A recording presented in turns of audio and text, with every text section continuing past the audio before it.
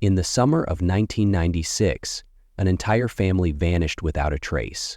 Their disappearance left the city of Chicago in shock and started a chilling investigation that would uncover deep family secrets. What happened to Everett Thompson, his wife Lydia, and their two young sons? And what role did the brother-in-law play in this tragedy?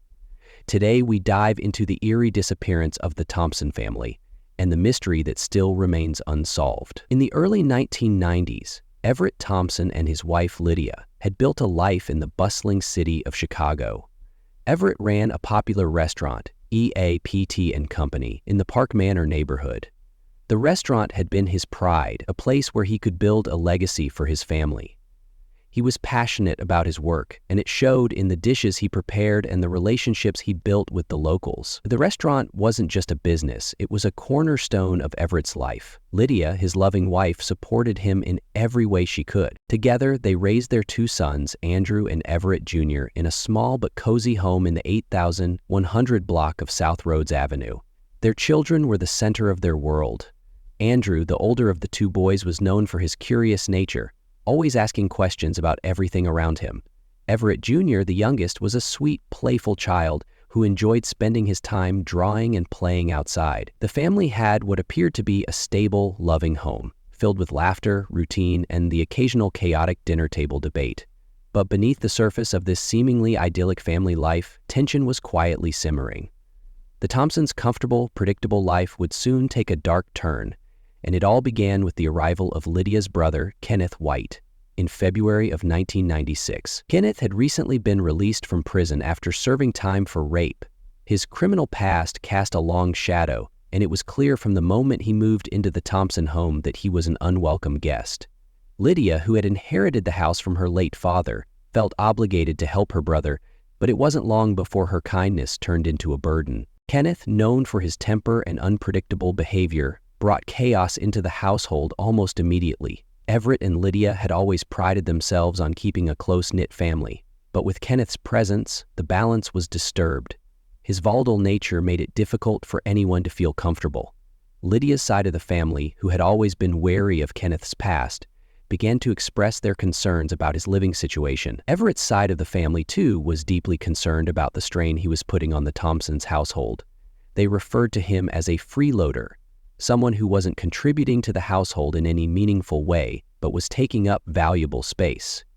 Kenneth was known to lie around, watch TV, and demand attention. He didn't work, didn't help with household chores, and caused constant tension with his behavior. Lydia, ever the peacemaker, tried to accommodate her brother as best as she could, but it was clear that something had to give.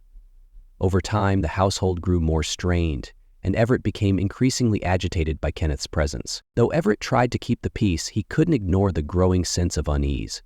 By the summer of 1996, the situation had reached its breaking point. The tension between Lydia and Kenneth reached a boiling point. She began to confide in friends and family, describing how Kenneth's behavior had become more erratic, aggressive, and even frightening. She feared that her brother might be dangerous. But even with this looming threat, Lydia was trapped in an impossible situation. Kenneth, in his mid-30s, was physically imposing, and his presence in the house made Lydia feel trapped, caught between her loyalty to her brother and the safety of her immediate family. That afternoon, Kenneth's anger boiled over. The argument, which had been simmering for days, finally exploded. Without warning, Kenneth grabbed an axe from the garage and began chasing Lydia through the house. Desperate, Lydia picked up the phone and dialed 911. Her voice was panicked, trembling with fear as she begged the operator for help. "He's going to kill me," she screamed, the sound of Kenneth yelling and pounding in the background. When the police arrived, the scene was chaotic. Lydia had locked herself in a bedroom, visibly terrified but miraculously unharmed. Kenneth, however, was oddly calm. He claimed everything was fine, that there had been no real danger. He shrugged it off as just a misunderstanding and seemed to downplay the whole situation. The officers, seeing no visible injuries and hearing Kenneth's casual explanations, made the controversial decision not to arrest him. They told the family to sort things out privately and left, assuming the worst had passed. But for Lydia, this was far from over. The violence she had just experienced was a wake-up call. Her worst fears about Kenneth had finally come to life. She knew she couldn't live like this anymore. She had already confided in Everett about her growing concerns, but now things were at a tipping point. Kenneth's behavior was unpredictable, and the axe incident was a sign that he was capable of much more than just threats. That night, Lydia was emotionally shattered. She and Everett discussed the terrifying event. She couldn't stop thinking about what had just happened. Her brother had crossed a line, and this time it was not something she could ignore. She felt a deep fear for her own life, for her children, and for what Kenneth might do next. But no one could have anticipated just how quickly everything would spiral out of control. What seemed like a domestic dispute on the surface would soon escalate into something far darker. The events of July 5th would shock everyone, leading to the family's disappearance in a way that no one could have predicted. The afternoon of July 5, 1996, began like any other for the Thompson family, but it would soon spiral into an unimaginable nightmare. Everett Thompson had just wrapped up a busy day at his family-owned restaurant, EHT & Company, when he received a frantic call from his wife, Lydia. The terror in her voice was unmistakable. Lydia described a violent confrontation with her brother, Kenneth White, a man with a violent criminal past. Kenneth, who had moved into the Thompson home just months earlier after being released from prison, had gone too far. He was chasing her around the house, wielding an axe, threatening her life. The gravity of the situation wasn't lost on Everett. He could hear the fear in Lydia's words, her desperation as she locked herself in a bedroom to escape his rage. Without hesitation, Everett ended his call with the restaurant manager, grabbed his things, and rushed home to protect his family. But what Everett didn't know was that his arrival at the house would be the last time anyone would see him. 2 hours later, something strange occurred. The restaurant manager was still on duty when Kenneth White walked in. But this wasn't just any ordinary visit. Kenneth wasn't walking in casually. He had arrived behind the wheel of Everett's van. The manager, familiar with the family, greeted him, but noticed the shift in atmosphere. Kenneth was acting unusually calm, almost too calm for someone who had just been involved in a violent incident. Kenneth explained that Everett had been involved in a car accident and had been arrested. The details were vague, but Kenneth spoke with a disarming sense of normalcy, almost as if nothing was wrong. He made no mention of the chaos that had transpired earlier at the Thompson household. No sign of worry or urgency, just an odd sense of indifference. But then the manager's eyes fell to Kenneth's sneakers. They were stained with red smears. At first glance, the manager brushed it off, thinking perhaps Kenneth had been involved in some sort of accident. But as he looked closer, a feeling of unease crept over him. The red stains on Kenneth's shoes seemed out of place. Blood? Could it be? The manager didn't immediately act on his suspicions, but he couldn't shake the feeling that something was terribly wrong. Kenneth left the restaurant shortly afterward, just as casually as he had arrived, without a shred of concern for the fact that the Thompson family had seemingly vanished. He drove off in the van, and with that, the final thread of connection to Everett, Lydia, and their children seemed to be severed. In the days that followed, White's behavior would become even more erratic. As family members and friends began to ask questions about the Thompsons' whereabouts, Kenneth's explanations became more bizarre. He told people that the family had taken a spontaneous trip to Philadelphia, a city where Everett had grown up, a place that seemed like a logical destination for the Thompsons. But then the details started to shift. Kenneth told some that they had taken a bus to Minneapolis, while others were told they had gone to Hawaii. Each version of the story was more outlandish than the last. Despite these inconsistencies, Kenneth remained unbothered. His calmness was chilling. There was no panic, no urgency. In fact, he seemed almost relieved to be left alone with the house to himself, as though the sudden disappearance of the Thompsons was merely an inconvenience to him. But the more he spoke, the more it became clear that his story didn't add up. The chilling reality of the Thompson family's disappearance began to set in when their loved ones could no longer reach them. 12 days after Everett, Lydia, and their 2 sons vanished without a trace, their frantic family, especially Everett's parents, contacted the police, urging them to conduct a welfare check on the family. At this point, the disappearance was no longer just an unfortunate situation. It had evolved into a full-fledged mystery. When police arrived at the Thompson home, everything seemed relatively normal on the surface. The house was neat and undisturbed, and Kenneth White, Lydia's brother, was present. He appeared calm, almost too calm, considering the circumstances. He repeated the same story he'd been telling people. The Thompsons had decided to take an unexpected vacation to Philadelphia, and they were currently visiting Everett's parents. His tone was convincing, and to anyone on the outside, his demeanor suggested that there was nothing to worry about. After all, the house was intact, and there were no obvious signs of foul play. So at first, the officers had no reason to question Kenneth's version of events. But something didn't sit right with the officers as they walked away from the house. It wasn't just the conflicting emotions they sensed from Kenneth. It was the gaping holes in his story. The first glaring issue was the absence of the van. If the family had gone on vacation, why had their van been missing? According to Kenneth, they had driven to Philadelphia. But if they had traveled by car, where was the vehicle? Had they flown out instead?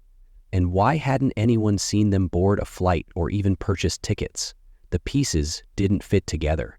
Kenneth's odd behavior during the initial investigation raised more suspicion when it was learned that he had continued to offer new versions of the Thompsons' vacation destination. Sometimes he said they were in Philadelphia, sometimes in Minneapolis, and other times he even mentioned a trip to Hawaii. This kind of inconsistency wasn't typical of someone recounting an innocent story. It was the behavior of someone trying to cover their tracks.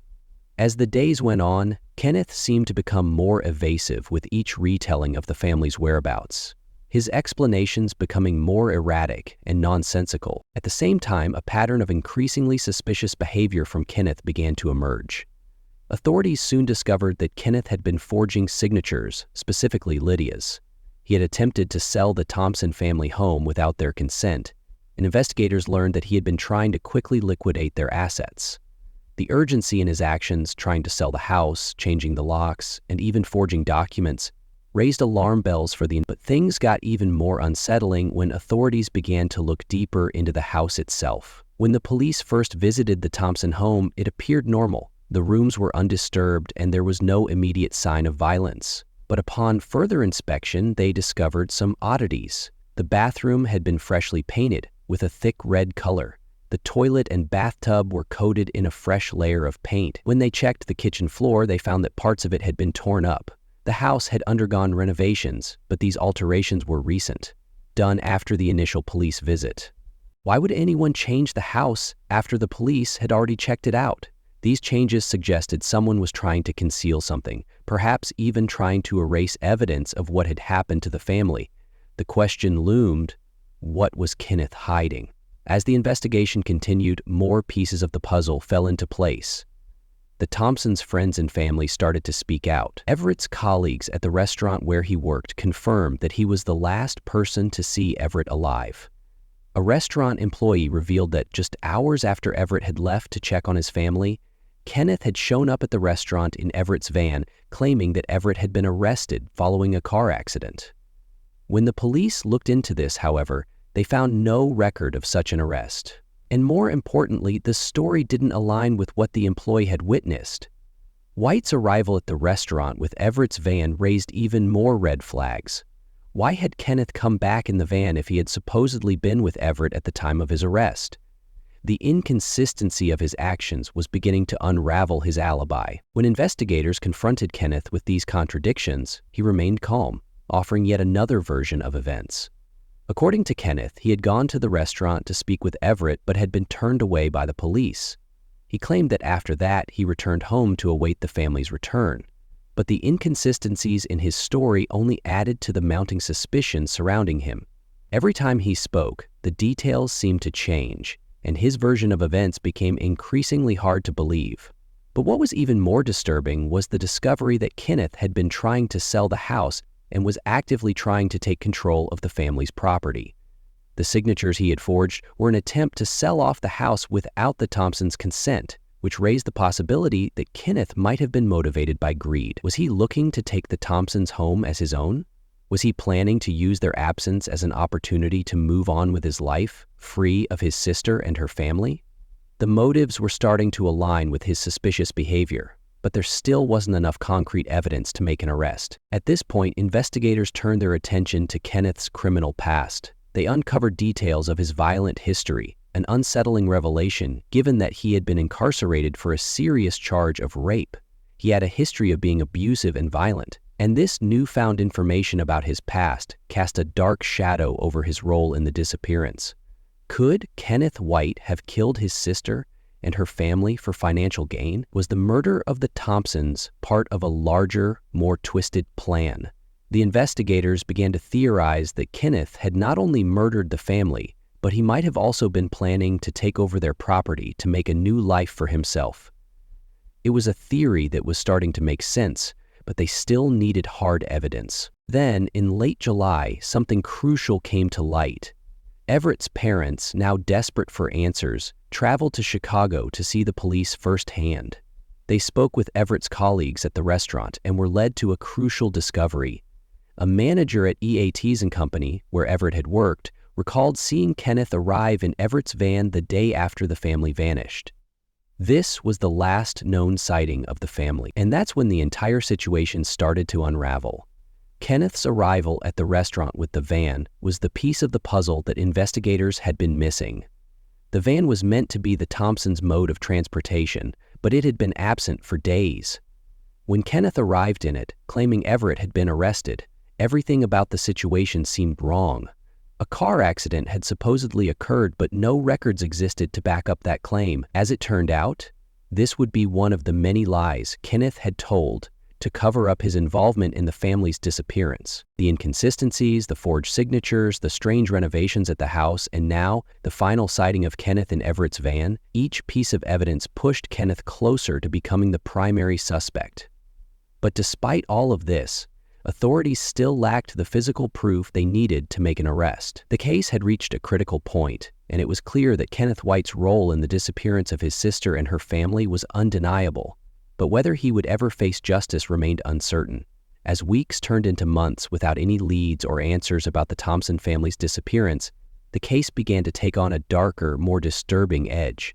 What initially seemed like an odd but perhaps explainable absence turned into a nightmare that no one could shake. Investigators in Chicago had already gathered some damning clues pointing toward Kenneth White, but it wasn't until federal authorities got involved that the full scope of his potential involvement began to emerge. Kenneth White's increasingly suspicious movements. By mid-1997, White had essentially disappeared from Chicago. No one had seen him for weeks after the Thompsons' van was last spotted at the EET and Company restaurant. He'd left the city and relocated to a small, rundown trailer park in Gary, Indiana, a place that would become the focus of an extensive FBI investigation. Although authorities didn't have enough physical evidence to directly accuse White, they were suspicious of his actions. White's increasingly erratic behavior was raising red flags. After all, this was a man who had already shown signs of violent tendencies. He was a convicted rapist, after all, and the Thompsons' disappearance seemed too perfect for him to pass up. His story of the family going on vacation, which he repeated to different people, kept changing. First, they were headed to Philadelphia, then Minneapolis, and eventually he claimed they went to Hawaii. But with each new version of the story, White's credibility dwindled further. The truth was beginning to reveal itself in the form of cracks in his lies. Forensic evidence. The breakthrough in June 1997. A breakthrough came when the FBI, determined to crack the case, focused their attention on White's new location, his trailer in Indiana. They were hoping to find something, anything, that could tie him to the Thompsons' disappearance. What they uncovered sent waves of shock through the investigation team. Inside White's trailer, agents found blood-stained gym shoes and a boy's sock. Both items were heavily stained with what appeared to be human blood. The blood didn't match Kenneth White's DNA. It didn't match his family's either. It matched the blood type of one of the missing children, the Thompsons' son, Andrew. The discovery of blood in such a personal space, in items that White clearly owned and used, suggested something far more sinister than anyone had imagined. It wasn't just the bloodstains on these objects, it was the context surrounding them. These weren't just random pieces of evidence. They were direct signs of a violent event, one that had occurred within the last year. They were clues that could no longer be ignored. This was the evidence the FBI needed to take the case to the next level. White's ties to the crime, motive, and opportunity. With the blood-stained items in hand, investigators began to scrutinize White's past and his relationship with the Thompsons even more closely.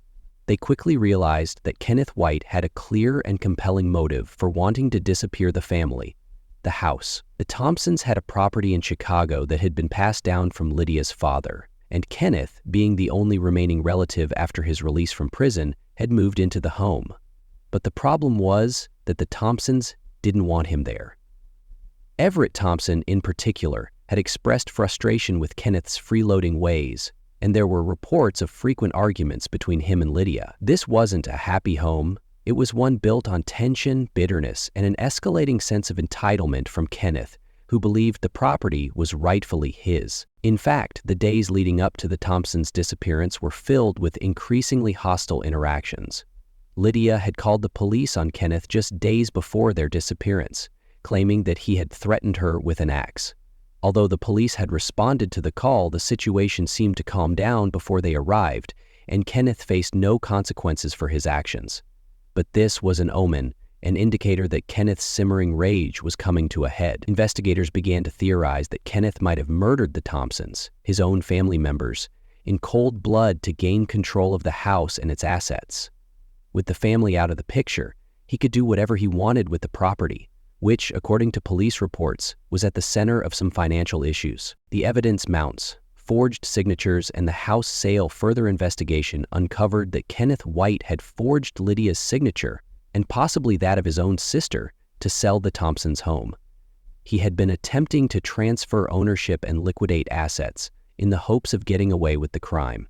But as it turns out, the sale wasn't final. The police were just one step behind him. Before the sale could go through, an inspector had visited the home and discovered disturbing changes made to the property: a bathtub and toilet that had been freshly painted red and a kitchen floor that had been torn up.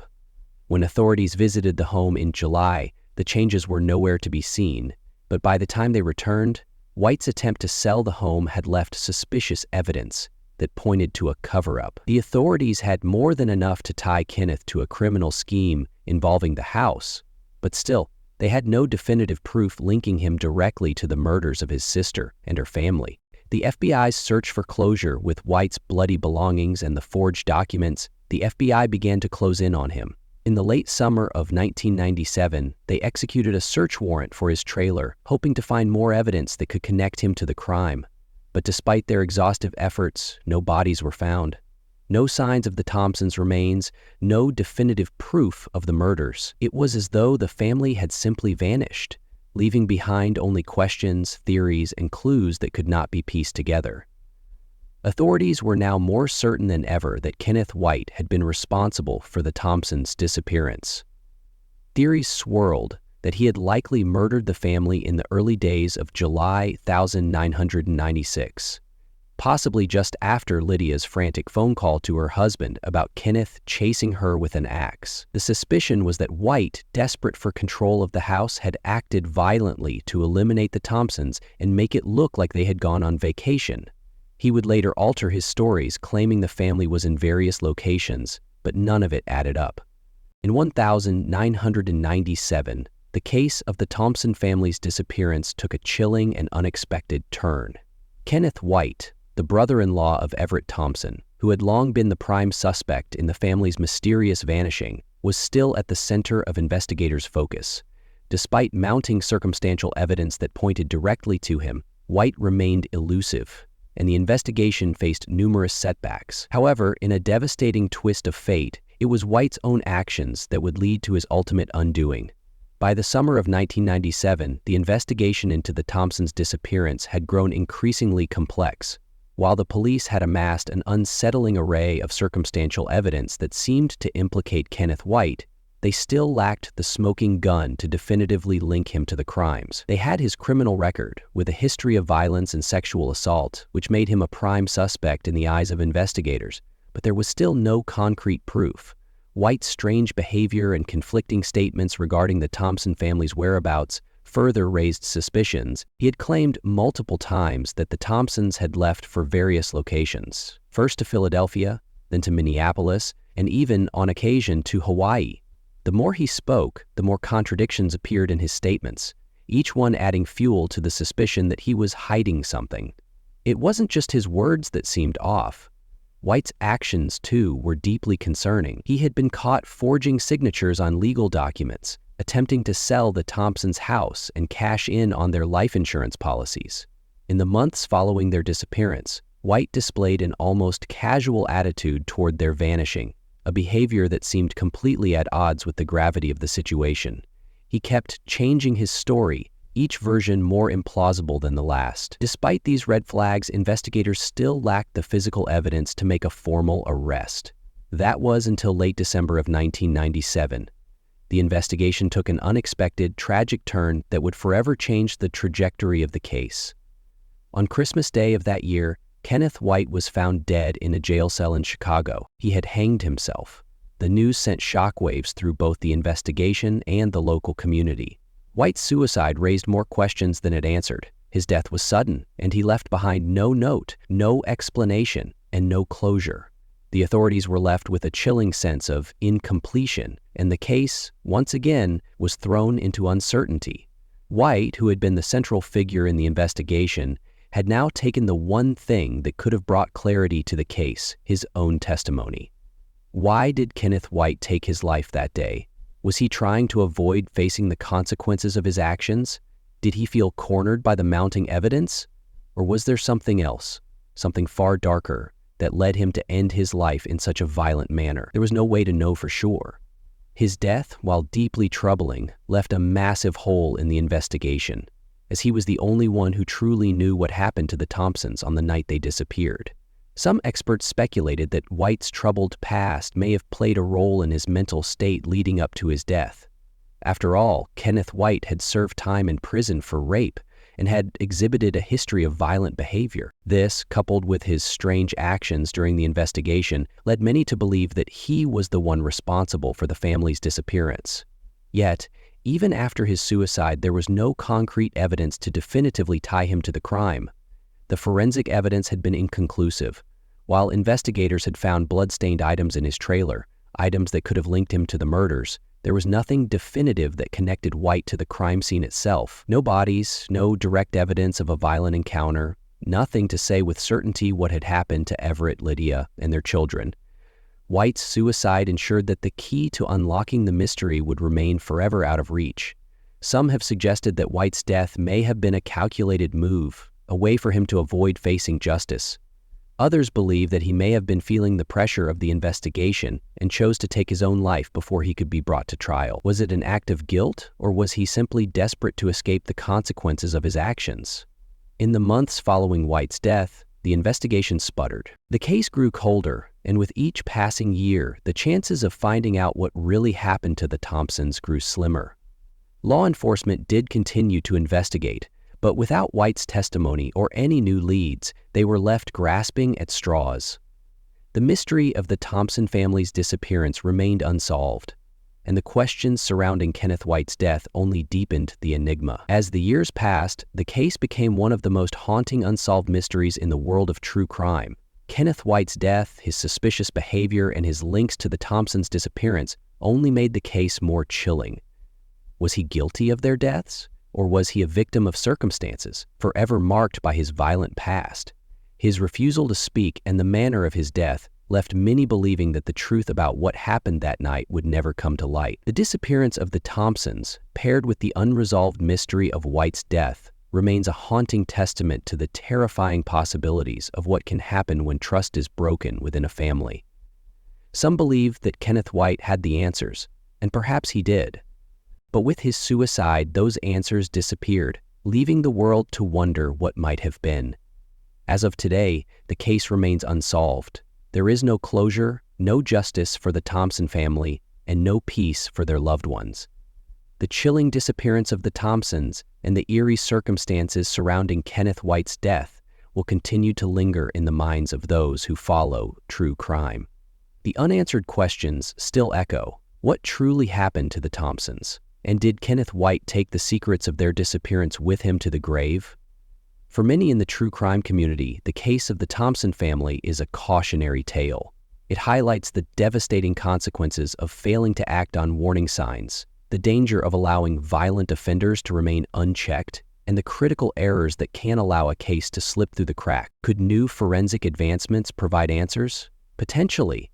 If the bloodied items found in Kenneth's trailer still exist, modern DNA testing could yield results that were impossible to obtain in the 1990s.